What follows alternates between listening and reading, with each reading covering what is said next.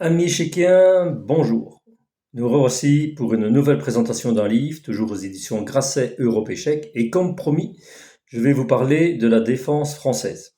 Donc j'avais postposé un peu la dernière vidéo parce que je trouvais qu'il fallait d'abord parler des principes de base et de tout ce qui est variante. Et le petit livre de Edmard Mentnis, comme je vous ai dit, je le recommande vraiment beaucoup, en parlait vraiment très très bien. Donc maintenant, on va parler vraiment des ouvertures spécifiques et on commence donc par la défense française. Là voilà ici, vous voyez le bouquin, pas très gros, il fait 170 pages. Donc je vais expliquer la même couverture comment bien jouer l'ouverture. Dans les Grasset Europe, c'est beaucoup ce style de couverture. Généralement, parfois, ils changent un peu la couleur. C'est bleu, parfois c'est rouge, parfois c'est jaune. Et généralement, ils changent toujours un peu le jeu des pièces. Ici, j'ai remarqué, c'est vraiment le même type de jeu de pièces. C'est vraiment la même couverture, ils ont juste changé le titre. Enfin bon, c'est pas très important ça. Le bouquin fait 170 pages. Il a été publié la première fois donc en langue anglaise en 1983 et il a été traduit pour la version française en 1989. L'auteur, Sean Talbot. Donc Sean Talbot est un ancien joueur britannique. C'est un ancien champion d'Europe junior. Il a obtenu le titre en 1978 et il a obtenu le titre de maître international la même année en 1978. Son plus haut classement Elo, il l'a obtenu en 1982.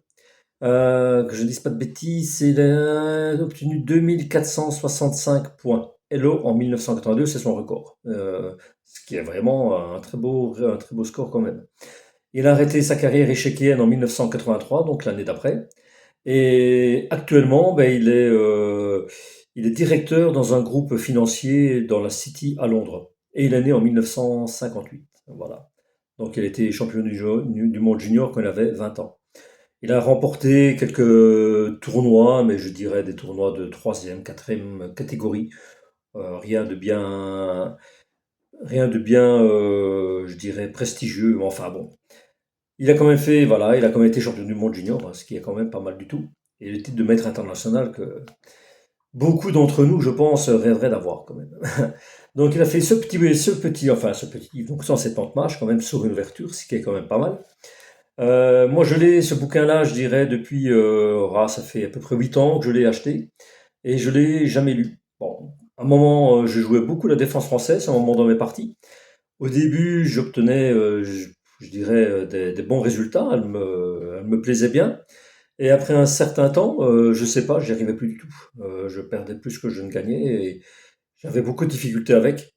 Donc, je sais pas pourquoi j'ai pas lu ce livre que j'avais. À un moment, pourtant, je l'ai même pris pour le lire, pour essayer un petit peu de trouver un peu les solutions pour que je bloquais. Et je l'ai jamais lu. Euh, bon, pourtant, là, je viens de le refeuilleter pour faire cette vidéo. Et il a l'air, franchement, il a l'air bien. Il a l'air bien structuré, il a l'air bien expliqué.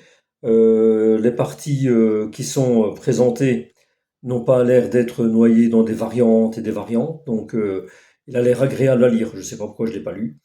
Bon, j'en ai tellement à lire, hein. Comme je vous ai dit, il faut que je lise sur les échecs de Édouard Lasker, là. J'avais dit que je l'attaquerais, là j'en ai attaqué un autre que j'ai reçu.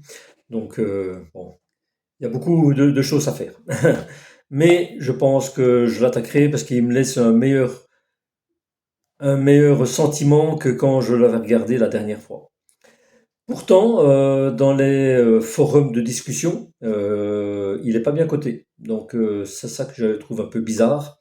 C'est des forums que je vais généralement, c'est des joueurs de club, c'est des joueurs donc d'un certain niveau beaucoup plus élevé que moi, qui ont lu ce livre et ou qui ont mis une critique assez négative dessus.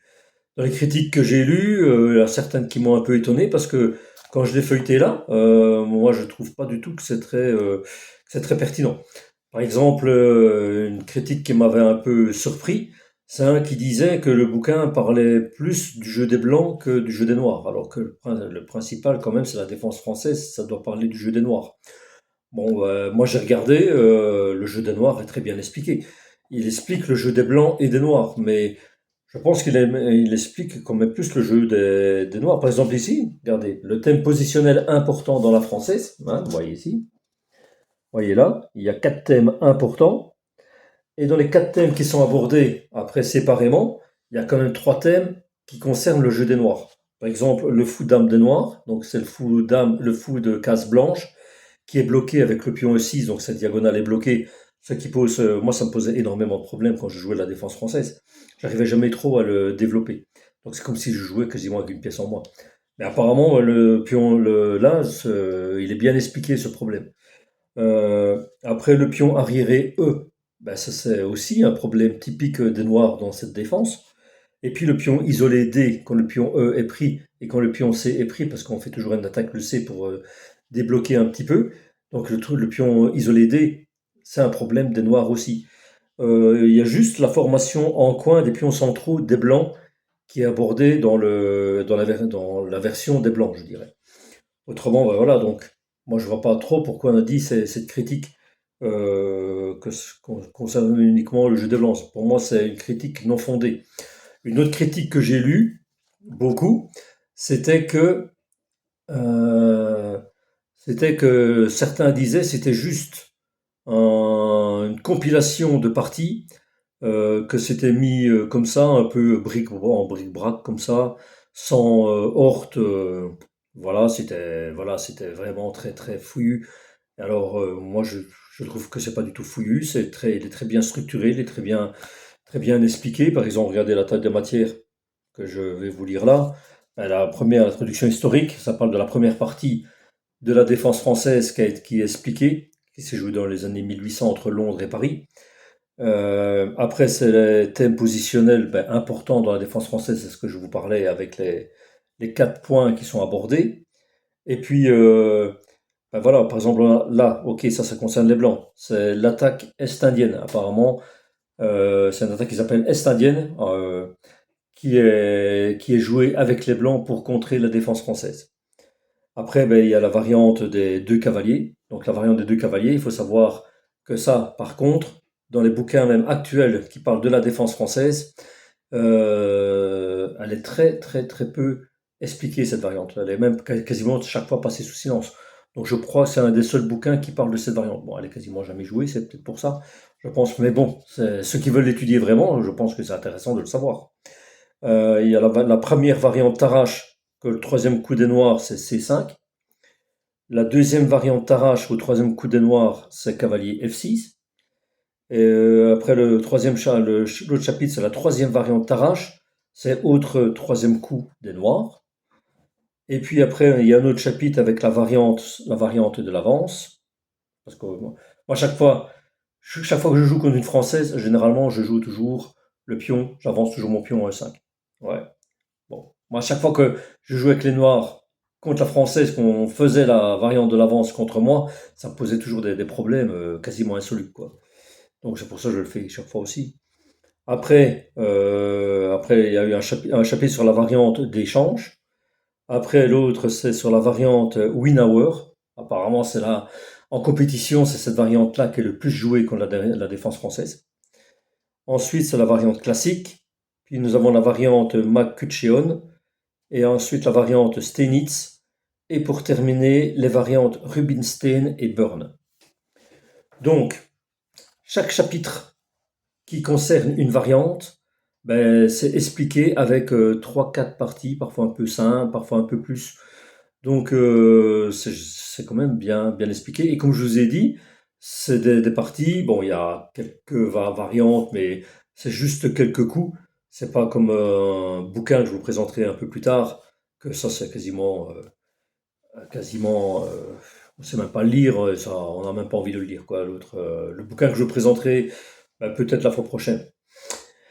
Donc celui-là, moi je pense qu'il doit intéresser pas mal de monde. Mais bon, après, mon point de vue, les débuts, les ouvertures, naturellement, comme j'ai expliqué, c'est très important de connaître quand même quelques ouvertures.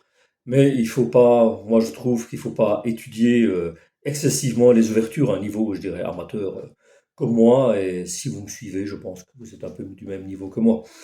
Euh, Moi, au début, je vous dis, je jouais la variante française avec les noirs. Maintenant, avec les noirs, je joue généralement la carocane.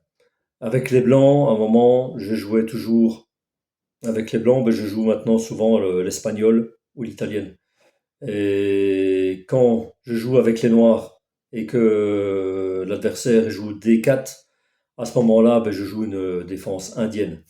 Donc, je dirais, il faut savoir juste un petit peu les grandes lignes de ces ouvertures. Moi, voilà, je les ai pas étudiées à fond. Je sais juste les grandes lignes, bon, les premiers coups généralement, et puis après, ben, c'est un peu à l'instinct que je joue. Après, voilà. Bon, si, voilà, c'est pour ça, moi, j'avais acheté ces livres, parce que bon, je pense qu'on fait tous un peu l'erreur au début de se...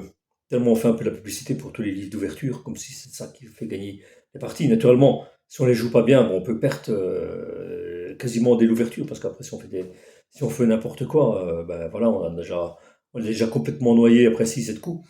Donc il faut savoir jouer quand même, je dirais assez logiquement. Mais de là à commencer à étudier des variantes, comme par exemple ici, toutes les variantes, voilà. C'est bien, voilà, pour les joueurs qui veulent vraiment se spécialiser, aller plus loin dans des compétitions, qui veulent vraiment s'inscrire en club, obtenir un bon niveau. Naturellement, là, ils doivent étudier les ouvertures avec les variantes, avoir un répertoire d'ouverture avec les noirs, avec les blancs. Parce que moi, je vous dis ici, j'ai 2 ouvertures avec les noirs, la carocane ou une indienne. Avec les blancs, je joue généralement que l'italienne ou l'espagnol. Donc voilà, et comme je le dis, dans les grandes lignes. Voilà, c'est pas encore étudié à fond, à fond, à fond. Voilà, je joue les coups basiques, et puis après, ben, je joue à l'instinct. Bon, c'est peut-être pour ça aussi que j'obtiens pas des résultats comme j'espère toujours un petit peu. Mais bon, après, j'ai pas le temps de commencer à étudier. Enfin, ils sont là, je peux les lire aussi, parce que maintenant, voilà, à un moment, j'avais arrêté de lire, et maintenant, j'ai décidé. Hein, je vous avais expliqué un peu dans la avant-dernière vidéo que je vais commencer, j'avais un derpo, et là j'ai commencé à relire, et j'ai même ici maintenant des bouquins, hein, comme je vous ai expliqué, je suis au boulot, j'ai de la chance d'être au boulot, et d'avoir beaucoup de temps libre sur mon travail, donc que je peux me permettre de lire, de même de jouer. Donc j'ai décidé de lire au moins 1 heure et demie à 2 heures un bouquin d'échecs par jour. Voilà. Donc là, ici, j'ai lu de 22h30 jusqu'à quasiment 1 heure au matin. Voilà, j'ai lu. Hier, j'ai lu quasiment de si 22h15 jusqu'à minuit et demi. Donc voilà, et ça fait du bien. C'est vrai que ça fait du bien. Donc quand j'aurai fini le bouquin, bon, c'est un bouquin que j'ai reçu dernièrement, fameux bouquin de Slimane. Super bouquin. Voilà, franchement, je vous en parlerai beaucoup plus tard. Il fait 400 des pages, hein, donc quand j'aurai fini le livre de Slimane, je pense que je lirai le livre de Édouard, pas de Édouard Stenitz. Stenitz je sais, je sais plus, celui sur les échecs. Donc, non, c'est pas Stenitz. Ah, c'est comment? Je sais plus. Enfin bon, Édouard, non, c'est pas Édouard Metnis, c'était l'ancien. Voilà, je lirai lui en faisant les exercices. Ouais, c'est Stenitz, hein. Ouais, ouais. En faisant les exercices, comme je vous avais dit qu'il était très pédagogique ce livre. Et puis peut-être que quand j'aurai fini vraiment ces livres-là, bon, ça va me prendre du temps, hein, parce que si je lis qu'1 heure et demie, 2 heures par jour, je dis, je l'ai fait 400 pages, hein, 470 pages, donc et l'autre il fait 370, donc j'en ai pour un moment. Donc après je vais peut-être me spécialiser dans une ouverture, pourquoi pas. Mais rien que pour petite info, que je relis maintenant depuis 3 4 jours, de 1 heure et demie, 2 heures par jour, quand je joue donc mes parties en différé, eh ben, c'est vrai que j'ai remarqué une amélioration. Et bon, c'est le livre de, de Slimane, il parle précisément de ça. J'ai un peu diagnostiqué un peu mon gros problème que j'arrive pas à progresser. Bon, après, faut faire beaucoup de travail pour vaincre ce problème parce que moi je joue plus à l'instinct. Donc lui il dit il faut vraiment bien analyser la position, détecter les déséquilibres qu'il y a entre les blancs et les noirs, et puis après jouer sur les déséquilibres qu'on voit. Mais bon, c'est pas toujours facile à trouver les déséquilibres, hein. Bon, il explique super bien, mais bon. Mais j'essaie de mettre un peu en pratique le peu que j'ai lu pour l'instant. Là. J'ai lu 80, je crois que j'arrive à quasiment, ah oui non, je suis quasiment à la page 100. Ah ouais, parce que le chapitre que je dois terminer, il est à la page 108 et je suis à la page 102. Donc j'ai lu ouais, une sorte de 102 pages déjà. Et depuis hier, des parties que je jouais donc en différé, ben, certaines parties que j'étais en position plus perdante qu'autre chose, ben, je me suis vraiment bien concentré, je me suis vraiment focalisé un petit peu sur les lignes directrices qu'il a dit pour essayer de trouver les déséquilibres, les points faibles dans les positions adverses. Ben, j'ai renversé déjà deux, trois parties, situations que j'étais plutôt perdant. Et là, bon, j'ai pas encore gagné, mais j'ai renversé la situation. Donc, je vais continuer sur cette bonne entame des matières. Donc, je vais continuer. Donc, bon, je me suis un peu éloigné du bouquin ici. Donc, comment jouer la défense française, hein. Donc, voilà, il explique, voilà, ici, il dit la défense française, c'est une ouverture pratique et idéale pour un joueur de club. Voilà, donc déjà pour un joueur de club. Bon, moi, je suis pas un joueur de club. Cette stratégie qui peut permettre aux Noirs une contre-attaque au centre et à l'aile d'âme est particulièrement adaptée à celui qui, comme Victor Korchnoi, vice-champion du monde, aime les positions musclées et complexes. C'est vrai que c'est vraiment une ouverture fermée, hein. C'est pour ça que c'est une défense. Donc, on joue généralement à des parties fermées, hein. Le centre est bloqué. Bon, c'est fort tactique, quoi, hein. Sean Tolbut, à l'aide de très nombreux exemples, commente le jeu des Noirs autant que des Blancs. Progressant de façon très pédagogique, il donne au lecteur tous les éléments pour progresser rapidement. En effet, peu de joueurs ont du temps pour l'étude de longues variations et de laborieuses analyses. Ce livre leur assurera qu'ils obtiendront un niveau moyen satisfaisant et un vrai plaisir à jouer. Donc là, après, Sean Tolbut est maître international et ancien champion du monde junior.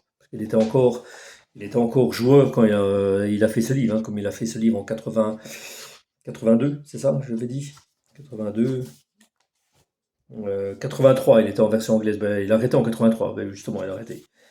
Donc voilà, vas-y, introduction historique. Voilà, c'est très court, hein, il ne faut pas s'attendre à ce qu'il explique vraiment l'histoire. Par exemple, il dit introduction historique. L'ouverture 1 E4 E6 fut baptisée Défense française après le match par correspondance Londres-Paris qui se déroula entre 1834 et 1836. Et il met la fameuse partie célèbre qui s'est jouée entre Londres et Paris, donc en 1834-1836. Donc la partie est reconstituée ici. Donc première partie où ça a vraiment été joué. Donc c'est pour ça, c'est l'équipe de Paris qui a joué la première fois ce coup-là, et c'est pour ça que ça a gardé la défense française. Donc il y a eu exactement Londres et Paris, c'est ça, ouais. Londres et c'est Paris qui a gagné, ouais, après 27 coups. Ouais. Et donc ensuite, ben, il y a quelques, voilà, il explique des parties déjà, hein, des parties voilà, sans la défense française. Déjà, il y a par exemple une partie Capablanca à Lequin, une autre partie Smyslov-Botvinnik, ensuite Alekhine Capablanca. Bon, il y a 4-5 parties qui sont expliquées là. Puis c'est les thèmes importants dans la française, comme je vous ai dit, hein. Donc le fameux fou, dame fou, casse blanche, qui est bloqué une bonne partie du temps, qui est vraiment expliqué. Puis la formation en coin des pions centraux des blancs, le pion arriéré E, le pion isolé D. Donc voilà, il explique avec plusieurs parties ce fameux problème, par exemple là, du fou qui est bloqué, hein. Vous voyez, il est bloqué sur cette diagonale. Moi, ça me posait un problème, un très très gros problème, hein. Et ainsi de suite. Et puis après, ben, c'est toutes les variantes, hein. Ça a parlé des thèmes là, par exemple. Et c'est la première variante. T'arraches, c'est un chapitre sur chaque variante, hein. Donc c'est quand même assez poussé. Et quand je vous dis que c'est assez agréable à lire, regardez par exemple ici, par exemple, voilà, par exemple ici, une partie entre Kesuri et Ornstein. Voilà. Vous voyez, il y a les coûts principaux, il y a quelques petites variantes qui sont expliquées, mais bon, c'est pas noyé dans des lignes avec des sous-variantes et encore des sous-variantes et tout. Ça reste généralement quatre cinq coups qui sont expliqués. Donc à la limite, je ne sais même pas s'il y a besoin d'un deuxième échiquier. On peut le faire de tête. Non, même normalement, c'est ce que les professeurs d'échecs disent toujours. Il faut essayer de ne pas bouger les pièces, il faut faire ça de tête. Bon, moi au début, moi je joue toujours avec deux échiquiers. C'est vrai, parfois c'est un peu fastidieux parfois, hein. Mais là, je pense que quand je vais le relire maintenant, comme je fais pour l'instant avec l'actuel, il n'y a pas beaucoup de variantes non plus, quelques lignes généralement, ben, je les fais de tête. Juste mon échiquier principal, et puis ben, je les fais sans bouger les pièces, les variantes. Et bon, apparemment, on progresse beaucoup en faisant comme ça mentalement. Euh, ben voilà, hein, je crois que je vous ai parlé du principal. Donc c'est un livre qui est vraiment, moi je dirais, vraiment, si vous voulez vous perfectionner, si vous visez quand même d'atteindre un bon niveau, si vous avez des ambitions pour jouer en club, bah, il faut acheter ce livre et les autres livres que je vous présenterai sur les défenses. Et autrement, si vous voulez juste jouer pour l'amusement, comme moi généralement, moi je m'amuse, j'ai pas d'objectif précis. Bon, voilà, je joue juste sur chess.com. Enfin, j'ai juste mon objectif, j'aimerais bien recôtoyer les 2400 comme j'avais fait bah, avant la panne de mon téléphone. Et là, j'arrive pour l'instant, je suis à 2002, j'avais à 2200, et, ouais, pas 2200, hein. Si j'avais, si j'avais, je suis à 1200 et des points. Donc si j'arriverais à réarriver à 1400 comme la panne de mon téléphone, ça serait bien. Autrement, ah oui, dernière petite chose, et puis je vais clôturer cette vidéo. Vous le trouvez très facilement, donc il est encore en vente sur les sites Amazon, en version 9. Je crois moi je l'avais payé 17,85 €, donc il doit être dans ces mêmes zones de prix. Vous voyez, 17,85 € ici. Et je sais que sur les sites eBay, vous le trouvez aussi très facilement. Et là, vous pouvez le trouver pour 10, 12 euros. En occasion, généralement pour des occasions qui sont dans des états quasiment neufs, parce que parfois il y a des gens qui achètent beaucoup des bouquins comme ça. Et puis, ben, voilà, et après, soit ils lisent un peu, et bon, après, c'est pas ce qui se pense, et puis ils les mettent généralement assez facilement en vente. Mais voilà, un grand merci de m'avoir écouté. Et n'oubliez pas de mettre un petit pouce, parce que je vois que vous êtes de plus en plus nombreux à me suivre. Et mettez un petit pouce, peut-être un petit commentaire, et puis ben, je vous ferai une prochaine vidéo ben, dans 3 4 jours, je pense. Peut-être un peu, ouais, dans 3 4 jours. Et je vous parlerai d'une autre ouverture, toujours aux éditions Grasset. Et d'ici là, ben, je vous souhaite une bonne soirée et amusez-vous bien. Voilà. À la prochaine, les amis.